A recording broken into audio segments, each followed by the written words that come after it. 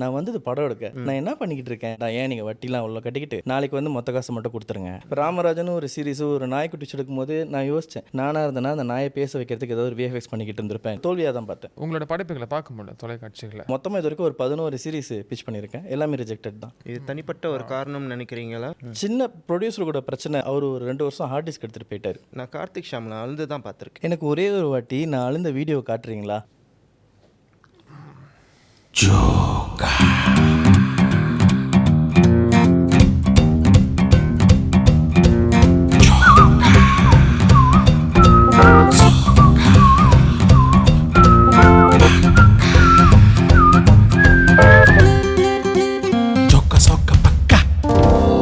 அனைவருக்கும் வணக்கம் and welcome to your favourite Tamil podcast Jokka Sokka பக்கா. நம்ம நிகழ்ச்சியின் ஸ்பான்சர் ஃபூடி பாப்பா.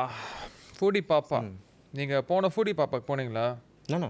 ஆமாம் போனேன், கண்டிப்பாக போனேன். செம்ம ஹாப்பனிங்காக இருந்துச்சு. அவ்வளோ கூட்டம், அவ்வளோ ரெஸ்பான்ஸு, சும்மா போதுனுச்சு. அதனால இந்த முறை ஃபூடி பாப்பா ஒரு பெரிய டூர் பண்ணுறாங்க. 6 ஸ்பாட் மலேசியா முழுக்க. மிஸ் பண்ணிடாதீங்க. ஒரு பயங்கரமான ஃபுட் ஃபெஸ்டிவலாக இருக்க போது. இன்னைக்கு நம்மளுடைய ஒரு சூப்பரான ஒரு மலேசியன் டைரக்டர் வந்திருக்காரு. எனக்கு ரொம்ப பிடிச்சவர் வேற, பல பேருக்கு பிடிச்ச ஒரு இயக்குனர். அண்ட் இவர் படைத்த படைப்புகள் ஒவ்வொன்றுமே வந்துட்டு மக்களால் பேசப்பட்ட ஒரு படைப்பு. Let's welcome director Jagadish. எப்படி இருக்கீங்க? நல்லா இருக்கு, ரொம்ப நல்லா இருக்கு.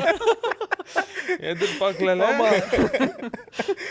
Also known as Karthik Shamlan. எப்படி இருக்கீங்க? நல்லா இருக்கேன், நல்லா இருக்கேன். கார்த்திக் ஷாம்லன், உங்களுடைய படைப்புக்கு அறிமுகமே தேவையில்லை. நீங்கள் ஆரம்பத்தில் பண்ண குறும்படத்துலேருந்து இப்போ கடைசி என்ன பண்ணீங்களோ எல்லாமே பலருக்கு தெரியும். அந்த அளவுக்கு வந்துட்டு நீங்கள் விரும்பி பண்ணியிருக்கீங்க நிறைய விஷயத்த. இதை நல்லா பண்ணணும் அப்படின்னு சொல்லிட்டு நான் உங்களை ஸ்டார்டிங் ஜேர்னிலேருந்து பார்த்துட்ருக்கேன், from beginning until now. So அதனால் நானும் உங்களுடைய ஃபேன் தான். Actually I always love your work. அப்படி சொல்லும் பொழுது நீங்கள் தொலைக்காட்சிக்கு வந்தது பிறகு நீங்கள் பண்ண தொலைக்காட்சி நாடகங்கள், சீரீஸ், அதெல்லாம் வந்து டெஃபினெட்லி ஒரு பெஞ்ச் மார்க் செட் பண்ணிச்சு அப்படின்னு சொன்னால் அது கண்டிப்பாக மிகையாகாது. we actually wanted to see more as a viewers, as a industry players அப்படின்னு சொல்லும் பொழுது. பட் ஒரு கட்டத்துக்கு அப்புறம் உங்களோட படைப்புகளை பார்க்க முடியல தொலைக்காட்சிகளை. ரொம்ப வருத்தமாக இருந்துச்சு. நான் கார்த்திக் ஷாம்லன் பண்ண சீரீஸோ டெலிமூவிஸோ இது போன்ற விஷயங்கள் வர மாட்டேது அப்படின்னு சொல்லிட்டு. ஏன் நீங்கள் பிரேக் எடுத்துட்டிங்களா, இல்லை வாய்ப்புகள் எதுவும் அதுக்கப்புறம் கொஞ்ச நாள் இல்லாமல் போயிடுச்சா? முதல்ல வந்து இந்த ஒரு வாய்ப்புக்கு நன்றி. ஓகே, இங்கே கூப்பிட்டதுக்கு பாம்பே பஜாருக்கும் சரி, ஃபுடி பாப்பாக்கும் சரி, அட் த சேம் டைம் உங்கள் 2 பேருக்குமே சரி, ரொம்ப ரொம்ப நன்றி. அந்த கேள்வி நான் வந்து எனக்கு வந்து முதல்ல இந்த சீரீஸ் தமிழ் டிவி பற்றி சொல்லணுன்னா வந்து நான் வந்து டிகில் பண்ணிக்கிட்டு இருக்கிறதும் சரி, எல்லாமே பண்ணதுக்கு காரணமே வந்துட்டு நான் வந்து ஒரு சீரீஸை வந்து ஒரு 2011 அவருக்கு தெரியும் அப்போவே வந்துச்சு, ஒரு சீரீஸ் எழுதி வச்சுருந்தேன். இது ஒரு சீரீஸ் பண்ணணும் அப்படின்னு சொல்லிட்டு. சுமாராக ஒரு 6-7 வருஷத்துக்கு வந்துட்டு நான் வந்து எவ்ரி இயர் போயிட்டு கேட்பேன், மலேசியாவில் சீரீஸ் பண்ணலான்னு. அப்போ அவங்க சொல்லுவாங்க, இந்தியா சேனல்லே சரியாக போகிறதில்ல, இது வேண்டாம் அப்படின்வாங்க. அப்போ அங்கே தொலைக்காட்சியில் இருக்கிற ஒருத்தர் வந்துட்டு நான் ஒரு 2-3 வருஷத்துக்கு அப்புறம் சொன்னார், நீங்கள் வெறும் பேச்சிலே சொல்கிறீங்க, ஏதாவது செஞ்சு எடுத்துருவாங்க அப்படின்னு சொன்னப்போ தான் பாலாக்கு தெரிய வச்சுட்டு, அப்போ நம்ம ராஜ் கணேஷ் பாலா கூட எங்களுக்கு ஹெல்ப் பண்ணார். ஸோ அப்போல்லாம் சேர்ந்து நாங்கள் வந்துட்டு கல்வனி கண்டுபிடியோட ஒரு பைலட் ஒரு 12-13 நிமிஷம் செஞ்சுட்டு நான் அதை எடுத்துகிட்டு போனேன். பார்க்க மாட்டேன்னு சொல்லிட்டாங்க. ஏன் நீங்கள் அந்த நேரத்தில் நீங்கள் ரொம்ப சின்ன பையன், இவருக்கு என்ன தெரிஞ்சிடும் அப்படின்னு ஒரு கோணத்தில் சொல்லிட்டாங்களா? அப்போ நான் திகில் பண்ணிக்கிட்டு இருந்தேன், எப்படி சின்ன பையன் தெரில. ஆனால் நான் அந்த பைலட் பார்த்தேன். அந்த டைமில் அது செம்மையாக இருந்துச்சு, ஒரு மாதிரி வேறு லெவலாக இருந்துச்சு. ஸோ அது வந்து நான் வந்து திரும்பி எடுத்துகிட்டு போனேன். அப்போ அவங்க வந்து இல்லை, அப்போ நான் சொன்னேன் பாருங்க அப்புறம் சொல்லுங்கள் அப்படின்னு சொன்னப்போ அவர் 2 நிமிஷம் கொடுக்குறேன், பார்க்குறேன், பிடிச்சிருந்துச்சின்னா பேசலாம், இல்லைனா விட்டுருங்க, ஆனால் 2 நிமிஷம் தான் கொடுக்க முடியும்னு சொன்னார். லேப்டாப் திறந்தார், பார்த்தாரு. 14 நிமிஷத்துக்கு அப்புறம் தான் ஏஞ்சார். ஓகே, இப்போ ஏஞ்சிட்டு ரொம்ப சொன்னார், இன்னும் தயாராகலைங்க, இன்னும் கொஞ்சம் டைம் வேணும், நான் என்றைக்காவது இந்த சேனலில் ஒரு இதுக்கு வந்தேன்னா அன்றைக்கி நான் கண்டிப்பாக இதை கூப்பிடுவேன்னு சொன்னார். அந்த மனுஷனுக்கு நன்றி. அவர் ஒரு நேரத்தில் வரும்போது எனக்கு திரும்பி ஃபோன் பண்ணிட்டு, சரியான நேரம் வந்துருச்சு, முதல் சீரீஸாக நீங்கள் செய்யுங்க அப்படின்னு சொல்லி தான் கூப்பிட்டாரு. அப்போ தான் எனக்கு கிரீஸ் மீடியா மூவ் ஆகிட்டு நான் போய்ட்டு சீரீஸ். ஸோ சீரீஸ் அப்படின்னு சொல்கிறது வந்து எனக்கு கதை சொல்லணும், எனக்கு அவ்வளோதான். படமாக இருந்தால் ஒரு இத்தனை மணி நேரம் எனக்காக ஸ்பெண்ட் பண்ணி பார்க்கிங் காசு கொடுத்து எண்ணெய் காசு கட்டி தேட்டருக்கு வந்து பாப்கார்ன் வாங்கி உட்காந்து அவங்க வாழ்க்கையில் காசு கூட திரும்பி சம்பாதிக்கலாம். ஆனால் அவங்க எனக்கு கொடுத்த இந்த 2.5 மணி நேரம் 3 மணி நேரத்தில் லைஃப்பில் இதுக்கப்புறம் அவங்க சம்பாதிக்கவே முடியாது. அந்த நேரத்தில் என்ன வேணாலும் யாருக்கு வேணாலும் நடக்கலாம். ஆனால் அவங்க அந்த நேரத்தில் எனக்கு கொடுக்கணும்னு முடிவு பண்ணியிருக்காங்க. ஸோ எப்பயுமே எனக்குள்ளே ஓடுறது, என்னை நம்பி உள்ளே வர்றவங்களோட காசை மட்டும் நான் வீணாக்கிடக்கூடாது, ஏமாற்றிடக்கூடாது. அதே மாதிரி நான் டிவிக்கு செய்யும்போது 2 பேர் யோசிப்பேன். என்னை நம்பி ஒரு கம்பெனி வந்துட்டு கொடுக்குறாங்க, அந்த இடத்த அவங்க யாருக்கு வேணாலும் கொடுக்கலாம். அவ்வளோ பேர் வெளியே இருக்காங்க, எனக்கு கொடுக்குறாங்க. அந்த கொடுக்கப்பட்ட அந்த 24-25 நிமிஷத்தை வந்துட்டு வீட்டில் பார்த்துருக்கிற ஒரு ஆள் கூட வந்துட்டு கொஞ்ச நேரம் வாஷ்ரூம் போயிட்டு வந்துட்டேன்னா ஐயோ ஓடிடுச்சா அப்படின்னு சொல்லணும். ஸோ இப்படி தான் நான் உள்ளே வந்தேன், இப்படி தான் நான் செய்யணும்னு நினச்சேன், இப்படி தான் நான் செஞ்சுக்கிட்டும் இருந்தேன். அன்டில் உலகம் அவார்ட்ஸ் நடந்தது, எதிர்பார்க்கல, அவ்வளோ வின்னிங் வந்தது, எல்லாம் வந்தது. அதுக்கப்புறமா இம்மீடியட்டாக ஒரு சீரீஸ் பண்ணணும்னு சொன்னாங்க. ஒரு பெரிய சீரீஸ் 4 நாட்டில் ஷூட் பண்ணுறது, கம்போடியா இந்தியான்னு சொல்லி ஷூட் பண்ணுற ஒரு சீரீஸ் பண்ணணும்னு சொன்னாங்க. அதோட பேச்செலாம் நடக்க ஆரம்பிச்சிது. திடீர்னு பார்த்தா அது ரிஜெக்டட்னு சொன்னாங்க. ஓகே, சரி ஓகே. அப்புறம் அடுத்த இன்னொரு 2 எழுதி போட்டேன், ரிஜெக்டட்னு சொன்னாங்க. அப்புறம் இன்னொரு வருஷம் 2 எழுதி போட்டேன், ரிஜெக்டட்னு சொன்னாங்க. அப்புறம் இன்னொரு வருஷம் 2 எழுதி போட்டேன். நானே கேட்டேன், ஏதாவது பிரச்சனையா? நல்ல சீரீஸ் தானே கொடுத்தேன், ஏன் ரிஜெக்டட் ஆகுதுன்னு. இல்லை மற்றவங்களோட பார்க்கும்போது உங்களோட மார்க்ஸ் குறவாக இருக்குது அப்படின்னு சொன்னாங்க. நம்ம இன்னும் சிறப்பாக செய்யணும்னு எதிர்பார்க்குறாங்க போல், வர்ற சீரீஸோட நம்மளோட குறவாக தான் இருக்குன்னு நினைக்கிறாங்க. இப்போ போன வருஷம் வரைக்கும் ட்ரை பண்ணேன். மொத்தமாக இது வரைக்கும் ஒரு 11 சீரீஸ் பிச் பண்ணியிருக்கேன், எல்லாமே ரிஜெக்டட் தான். இது தனிப்பட்ட ஒரு காரணம்னு நினைக்கிறீங்களா, இல்லை உங்கள் மேலே விதிக்கப்பட்ட ஒரு விம்பம்னு நினைக்கிறீங்களா?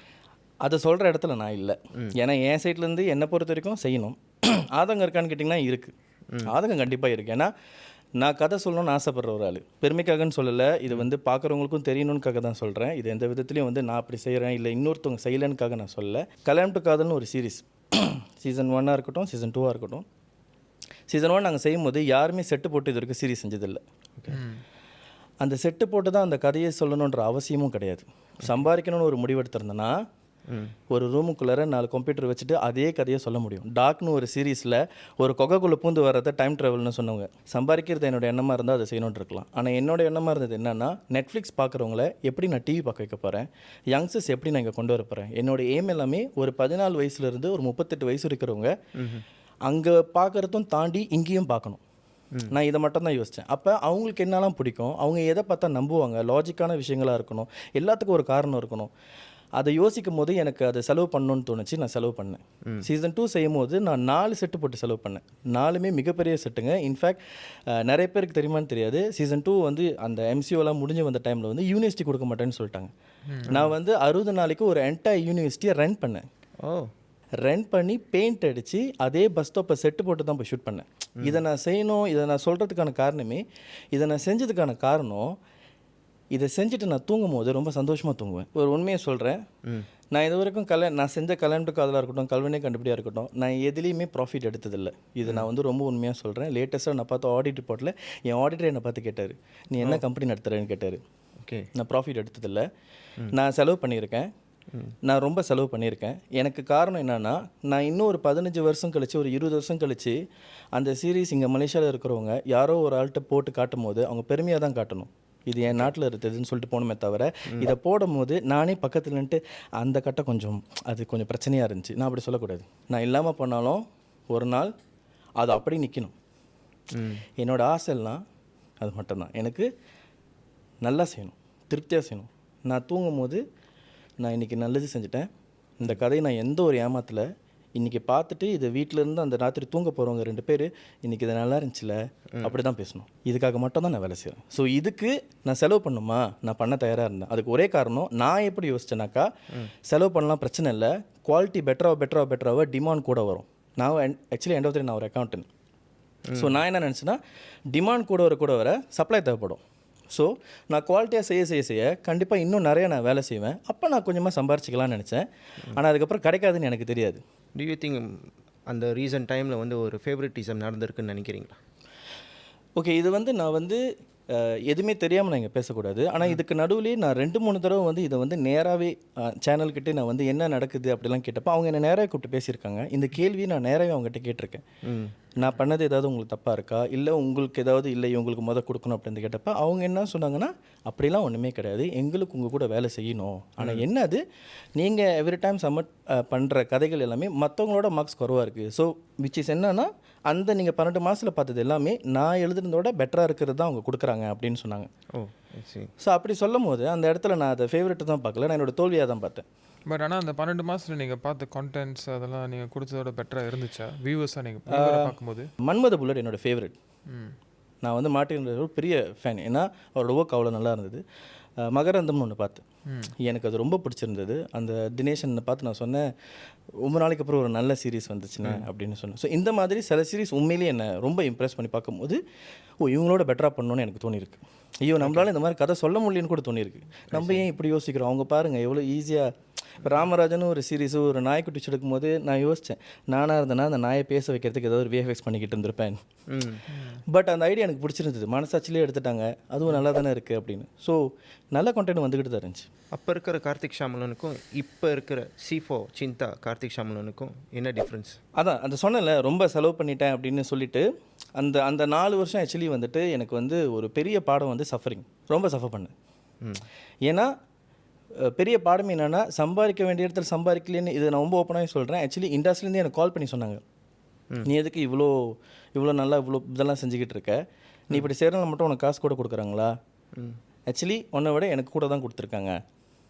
ஓகே. ஸோ சொல்லும் போது நான் வந்து இல்லை அடுத்து நம்மளுக்கு பெட்டராக கொடுப்பாங்க. பட் அதுக்கப்புறம் கொடுக்காதப்ப ஐயோ நம்ம சம்பாதிக்க மறந்துட்டோமோ அப்படின்னு ஒரு பயம் வந்துச்சு. அப்புறம் இருக்கிற இன்கம் எல்லாம் முடிக்கும் போது தப்பு பண்ணிட்டோமோ அப்படின்னு தோணுச்சு. அப்புறம் திரும்பி நம்ம ட்ரை பண்ணி நம்மளுக்கு கிடைக்காதப்ப நம்மளுக்கு பிடிக்கலையோ அப்படின்னு தோணுச்சு. அப்புறம் 4வது வருஷம் வந்துச்சு, நீ எதுக்கு மொத இங்கே வந்த அப்படின்னு தோணுச்சு. நான் வந்தது படம் எடுக்க, நான் என்ன பண்ணிக்கிட்டு இருக்கேன் அப்படின்னு தோணுச்சு. எனக்கு கதை தானே சொல்லணும். கொஞ்ச நாள் நான் டிவியிலே இருந்துட்டனால நான் வந்து எனக்கு டிவி ஐயோ இல்லாமல் போச்சு, நான் சம்பாதிக்கிறேன்ற வருத்தம் இருக்கே தவிர எனக்கு கதை தானே சொல்லணும் அப்படின்னு தோணுச்சு. என் டீமை கூப்பிட்டேன், எனக்காக ஒரு உதவி செய்யுங்க, நான் ஒரு படம் செய்யணும், ஜனரஞ்சகமாக எல்லாரும் பார்க்கணும், எல்லாரும் கொண்டாடுற ஒரு படமாக இருக்கணும், அட் த சேம் டைம் நான் சம்பாரிச்சிக்கணும், வருவீங்களான்னு கேட்டேன். வந்தாங்க. வாவ், செம்ம ஒரு மேட்ரு.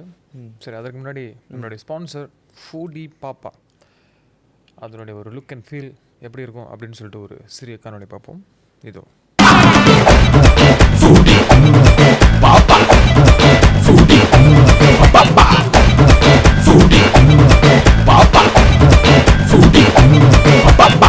அதுதாங்க ஃபூடி பாப்பா. அப்படியே விஜுவலாக பார்க்கும்போது எனக்கு பசிக்குது. சரி, நம்ம ஃபூடி பாப்பா 2 ஆரம்பிச்சுட்டு போய் இறங்கிடுவோம். Let's continue back with Karthik Shamalan. Karthik Shamalan, சரி இருங்க, நீங்கள் ஃபூடியா? ஆமாம். உங்களுக்கு ஃபேவரட் ஃபுட் என்ன? அம்மா சமையல், அதுக்கப்புறம் அஃப்கோர்ஸ் இப்போ மனைவி சமையல், அதுக்கப்புறமா பிரியாணி. என்ன அம்மா பிரியாணி? இல்லை அதுக்கப்புறமா பிரியாணி. அவர் சொந்தமாக செய்கிறது. Oh wow, you cook biryani? ஏ ஆமாடி, ஒரு நாளைக்கு நம்ம பிரியாணி போட்டல. ஐயோ, இந்த பிரியாணி கதையை விட்டுருக்கீங்களா? வேணாம். நம்ம கார்த்திக் ஷாமலன் கதைக்கு வருமே. சொல்லுங்க சார், ஒரு கேள்வி ரெடி பண்ணி வச்சிருந்தீங்க. கார்த்திக் படம் செஞ்சாலே ரொம்ப காலம் பிடிக்குது. I think from what I've seen C4 சிந்தா தான் த மோஸ்ட் ஃபாஸ்டஸ்ட் ப்ரொடக்ஷன் சொல்லலாம். இந்த வருஷமே ஷூட் பண்ணி இந்த வருஷமே ரிலீஸ் பண்ணுறது. எதற்காக அவ்வளோ காலம் எடுத்துக்கிறீங்க? ஆக்சுவலி என்னென்னா இது வந்து ஆக்சுவலி நிறைய இடத்துல சொன்னதில்லை. ஆனால் அன்னைக்கு ஆக்சுவலி கொஞ்ச நாளுக்கு முன்னாடி சமீபத்தில் இன்ஸ்டாகிராமில் ஒருத்தவங்க கேட்கும் போது இதை நான் கொஞ்சமாக விளக்கியிருந்தேன். நான் இப்போ தெளிவாக சொல்லிடுறேன். இது வரைக்கும் என்னுடைய எல்லா படத்துக்குமே நான் தான் காசு போட்டு செய்வேன், நான் தான் கடை எடுத்து செய்வேன், நான் தான் லோன் எடுத்து செய்வேன். எதுக்கு டிலே ஆகும்னு பார்த்தீங்கன்னா, ஒரு விஷயம் நான் செய்ய ஆரம்பிச்சிடுவேன். பாலா வரைக்கும் ஒரு விஷயம் செஞ்சுட்டு இருப்போம், செய்யும் போது இது இன்னும் பெட்டராக வரலாமேன்னு தோணும். நான் சொன்ன மாதிரி தான், நான் லைஃப் லாங் ரிக்ரெட் பண்ணக்கூடாதுன்னு தோணும். அதுக்கு எனக்கு அந்த காசு பத்தாது. அப்போ நான் என்ன செய்வேன்னா, சரி ஓகே ஷூட் முடிஞ்சில அந்த போஸ்ட் ப்ரொடக்ஷன் பத்தலையா, அதுக்காக இன்னொரு 6 மாதம் போய்ட்டு உழைப்பேன். சிங்கப்பூரில் போய்ட்டு கேமராமேனாக வேலை செய்வேன், சீரிஸ் ஸ்கிரிப்ட் ரைட்டராக இருப்பேன், இங்கே போய்ட்டு திகில் செய்வேன், எல்லாமே செய்வேன். அந்த காசு எனக்கு சேர்ந்துருச்சா, அந்த காசு அப்படியே எடுத்து அதுக்கு செலவு பண்ணிவிட்டு அந்த விஷயத்தை செய்வேன். இந்த மாதிரி நான் கொஞ்சம் டைம் எடுத்து அந்த காசு வச்சு தான் ஆக்சுவலி அதை முடிப்பேன். அது ஆக்சுவலி இந்த மாதிரி செய்யக்கூடாது, நான் ஏன் இன்னொரு ப்ரொடியூசர்கிட்ட போகக்கூடாது அப்படின்னு ஒரு முடிவெடுத்ததுக்கும் ஒரு காரணம் இருக்குது. ஏன்னா நான் போய் ஒரு இடத்துல வந்துட்டு அஃப்கோர்ஸ் அதுக்கப்புறமா அந்த படத்தை வெளியாகணும் ஒரு தெய்வம், அவர் வந்து அவ்வளோ இது தாண்டியும் இல்லை இந்த படம் வெளியாகணும்னு சொன்னவர் அவர் தெய்வம். பட் அதுக்கு முன்னாடி நான் தாண்டி வந்த விஷயங்கள் வந்துட்டு எனக்கு அது ரொம்ப ட்ராமடைஸ் ஆகிடுச்சு. ஏன்னா இவ்வளோ ஏமாத்துறாங்க, இவ்வளோ விஷயத்த பொய் சொல்லி நம்மளை வச்சு எடுத்துட்டாங்களேன்னு. அதுக்கப்புறம் யாரையும் பாதிக்கக்கூடாதுன்னு ஒரு முடிவெடுத்தேன். என்கிட்ட இருக்கிற காசு வச்சு நான் படம் செய்கிறேன், என்னால் முடிஞ்சது செய்கிறேன்னு சொல்லிட்டு தான் நான் செஞ்சுக்கிட்டு இருந்தேன். மெல்ல திறந்த கதவு வெறும் 9 மாதத்தில் 12 மாதம் ஷூட் ஆரம்பித்து செப்டம்பரில் ரிலீஸ் பண்ணி செஞ்சேன். அதுக்கப்புறமா சுகுமா சுப்லட்சுமின்னு ஒரு படம், அதுவும் ஆக்சுவலி ஷூட் பண்ணி ஒரே மாதத்தில் முடித்தோம். சின்ன ப்ரொடியூசர் கூட பிரச்சனை, அவர் வேறு ஒரு விஷயம் அண்டர்ஸ்டாண்டிங் இருந்தனால அவர் ஒரு 2 வருஷம் ஹார்ட் டிஸ்க் எடுத்துகிட்டு போயிட்டார். ஸோ அது என்னுடைய கையில் இல்லை. ஆனால் என்னன்னா அந்த படத்தப்போ ஒரு சின்ன கான்ட்ராக்ட் நான் ஒன்று சைன் பண்ணியிருந்தேன். அடுத்த ஒரு வருஷத்துக்கு நீ எந்த ஒரு வேலையும் செய்யக்கூடாதுன்னு அதில் போட்டது நான் பார்க்கல. ஸோ அதனால் அந்த ஒரு வருஷம் ஆக்சுவலி எதுவுமே இல்லாமல் தான் நான் இருந்தேன். ரொம்ப திருட்டுத்தனமாக போய்ட்டு கொமர்ஷியலில் போய்ட்டு கூட்டுற வேலை, ஒயர்த்து அந்த மட்டும் தான் செஞ்சுட்டு வருவேன். ஏன்னா அதுக்கு பேர் கொடுக்க தேவையில்ல, காசு கொடுத்து அனுப்பிடுவாங்கன்னு சொல்லிட்டு செஞ்சுட்டு வருவேன். ஸோ இப்படி தான் ஓட்டிக்கிட்டு இருந்துச்சு. அன்டில் அந்த இன்னொரு ப்ரொடியூசருக்கு உண்மை தெரிய வந்து அவர் வந்து இல்லை இவன் மேலே எதுவுமே இல்லை, நம்மளை தான் ஏமாற்றிட்டாங்க அப்படின்னு சொல்லி அவர் டேக் ஓவர் பண்ணி தான் அந்த படம் முடிஞ்சுது. ஸோ அந்த காலத்தாமதுக்கு ஆக்சுவலி நேரம் தான் பார்த்து சொல்லணும். என் வீட்டு தோட்டத்தில் படம் எடுத்து முடித்து நான் சொன்ன மாதிரி இந்த காசுக்காக நான் ரொம்ப எடுத்து செஞ்சேன். இன்ஃபேக்ட் பாலாக்கு தெரியும், முதல்ல அவர் தான் ஆக்சுவலி எங்களுக்கு கேமரா கூட ஸ்பான்சர் பண்ணியிருந்தார். ஆனால் ஷூட் பண்ணதுக்கப்புறம் சென்சரில் வந்துட்டு பிரச்சனை இருந்தனால அந்த என்டையர் ஃபுட்டேஜ் பார்க்க முடியல. ஸோ அதுக்கப்புறம் நான் சிங்கப்பூரில் போய் வேலை செஞ்சு அந்த காசை சம்பாரிச்சிட்டு வந்துட்டு தான் மறுபடியும் நான் ஷூட்டே பண்ணேன். திரும்பியும் ஆரம்பத்துலேருந்து ஷூட் பண்ணி நான் செஞ்சேன். இந்த மாதிரி காலம் எடுத்துச்சு. அடைமலை காலம் படம் முடிச்சுட்டேன், எம்சிஓ போட்டாங்க. ஓகே, எம்சிஓ முடிஞ்சதுக்கப்புறம் உடனே விளையாக்க முடியல. ஏன்னா 50% தான் தேட்டரில் இடம் கொடுத்துருந்தாங்க. அது திரும்பி திறக்கணும்னு காலம் வெயிட் பண்ணிக்கிட்டு இருந்தேன். அதை திறந்த கையோடே டேட் எடுக்க போனேன். முதல்ல ஒரு டேட் எடுத்தேன். ஒரு ப்ரொடியூசர் வந்துட்டு என் படம் வருது பின்னாடி போ அப்படின்னு சொன்னாங்க. சரின்னு சொல்லிட்டு கொஞ்சம் பின்னாடி போனேன். அப்புறம் இன்னொருத்தர் வந்தார், உங்களுக்கு பிடிச்ச ஸ்டார் தான் அதில் ஹீரோவாக இருக்காரு, நீ கொஞ்சம் பின்னாடி போங்க அப்படின்னு சொன்னாங்க. சரின்னு சொல்லிட்டு 3ஆவது தடவை பின்னாடி போனேன். 1ஆம் மாதம் வந்துருச்சு. அப்புறம் திரும்பி வந்தார், உங்கள் பிடிச்ச ஸ்டாரோட படம் வந்துட்டு உங்கள் பக்கத்தில் வருது, நீங்கள் பேசாமல் நவுந்துருங்கன்னாங்க. ஃபீனாஸில் வந்துட்டு நீ 3 தடவை வந்துட்டு பேசாமல் இருன்னு சொல்லிட்டாங்க. ஆனால் நான் இது எதுவுமே வந்து தப்பாக நினைக்க மாட்டேன். இது எல்லாமே எனக்கு என் படத்தை சரியான இடத்துல தான் கொண்டு போய் சேர்ந்துருக்கு. நான் வந்து கல்யாணம் டு காதலுக்கு முன்னாடி அடைமலை காலம் கொடுத்துருந்தேன்னா முதல்ல என்னை நம்பி தேட்டருக்கு வந்திருப்பாங்கன்னு எனக்கு தெரியல. அதனால் எல்லாமே சரியாக தான் நடந்திருக்கு. அந்த காலம் எடுத்துக்கிச்சு. C4 சிந்தா இவ்வளோ சீக்கிரம் செஞ்சதுக்கு காரணமே என்னால் எந்த தாமதமும் நடக்கலைன்னு ப்ரூஃப் பண்ணணும். அதுக்கு எடுத்து ஒரு படத்தை சரியாக ரிலீஸ் பண்ணணும்னு நினச்சி தான் பண்ணது. C4 சிந்தாவோட ஒரு ட்ரெய்லர் பார்ப்போம். இதோ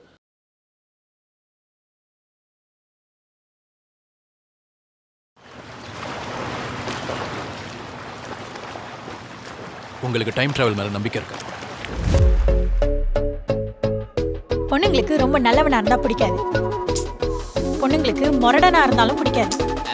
முக்கியமா பொண்ணுங்களுக்கு பிடிச்ச மாதிரி இருக்கணும். கடிச்சா ஜாடி இல்லாட்டி போடி. காதல்னா வலி. நீ வழியில இருக்கியா? 6 வருஷம் லவ் பண்ண நாரே, காதலிக்கும் போது இனிப்பினிப்பா பேசுறீங்க, கல்யாணம் வந்து எல்லாரும் மாறிடுறீங்க. காதல் ஒண்ணு போகிறதே, வழிய மட்டும் கொடுத்து புட்டு. அப்ப நீங்க ரொம்ப ஸ்வீட் அண்ட் ஜெனுவின் போல. வாழ வழி தெரியலையே, ஒண்ணு மறந்திட நினைக்க. எவன் யார காதலிச்சான்னா யார கல்யாணம் பண்ண நம்ம ஏன்டா பின்னாடி பேசிட்டு இருக்கோம்?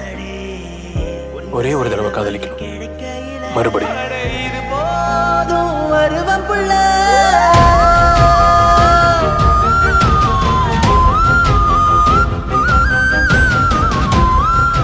யாரோ செஞ்ச சத்தியத்துக்கு நான் என்ன பண்ணேன்?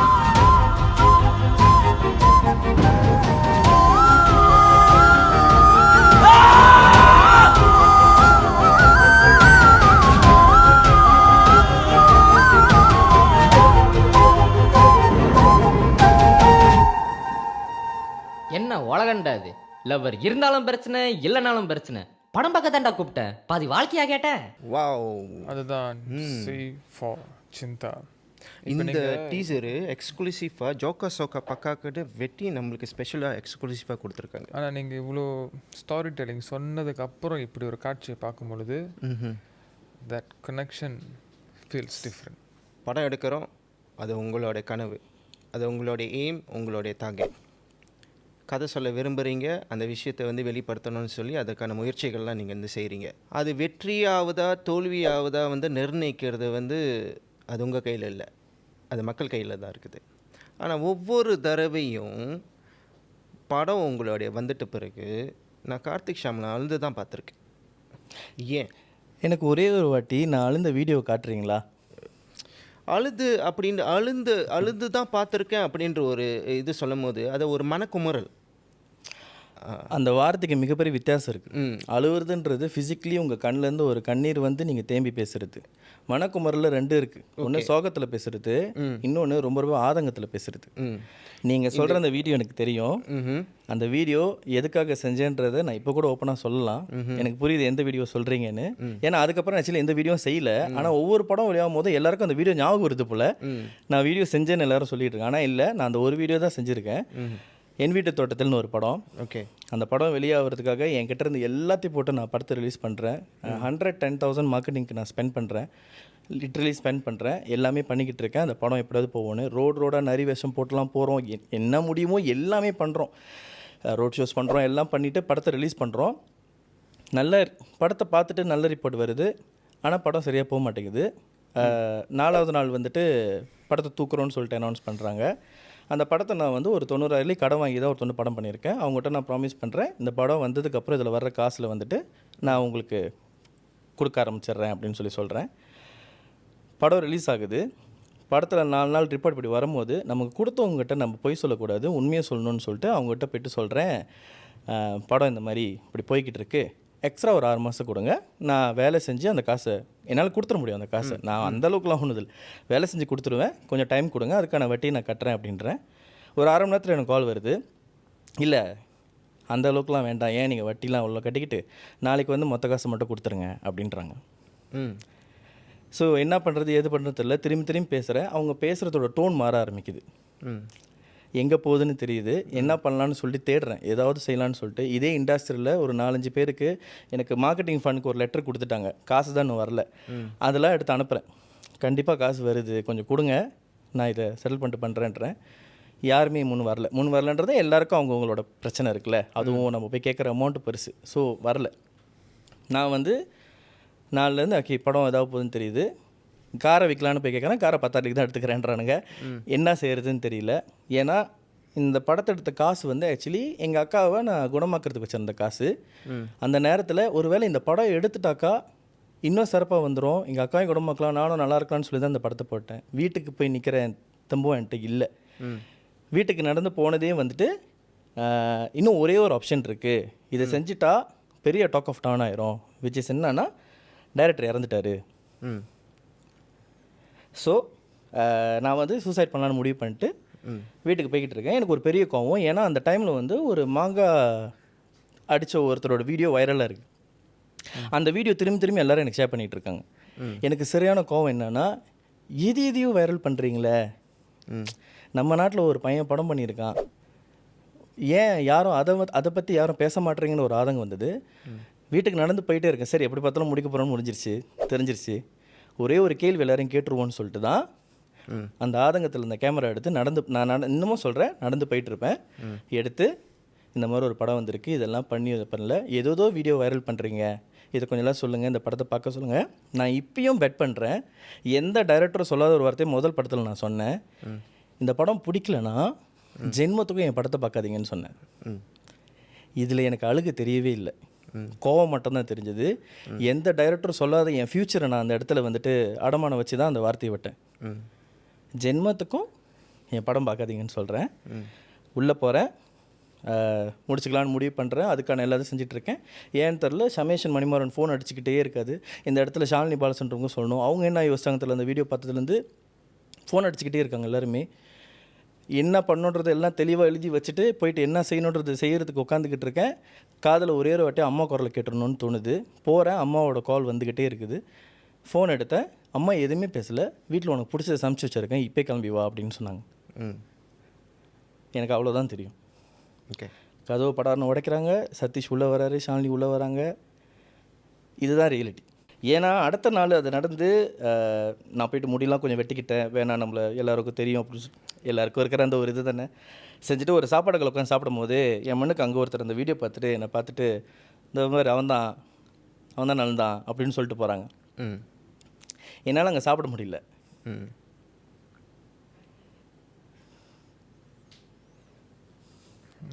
Kanthi, you know what? You are a survivor. I am very proud of you. You know? Bro, warrior doesn't give up, bro.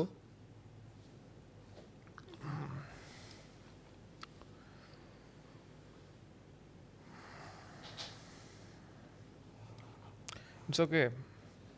படம் வந்தால் தானே அழுவக்கூடாது, படம் வரதுக்கு முன்னாடி அழுவலாம். இல்லை அப்புறம் இதையும் சொல்லிடுவாங்க. கார்த்திக் அப்படியே ஹோல் பேக் பண்ணீங்க. கார்த்திக் ஷாமலன்கிட்ட இன்னும் நிறைய பேசுறதுக்கு நம்மளுக்கு விருப்பம் இருக்கு. ஆனால் இந்த எபிசோடோட கோட்டா இவ்வளோ தான். நம்ம எப்படி பார்ட் 2ல கண்டினியூ பண்ணுமா? ஆமாம், நம்ம அதை சொன்ன மாதிரி பார்ட் 2 போயிடலாம். நீங்கள் பார்ட் 1 பார்த்துட்டு இதற்கு முன்னாடி உள்ள எபிசோட்ஸ்லாம் பார்த்துருங்க. C4 சிந்தா டீம் நிறைய பேசியிருப்பாங்க. பார்ட் 2 சுட வெரி சூன் வந்துக்கிட்டே இருக்கு.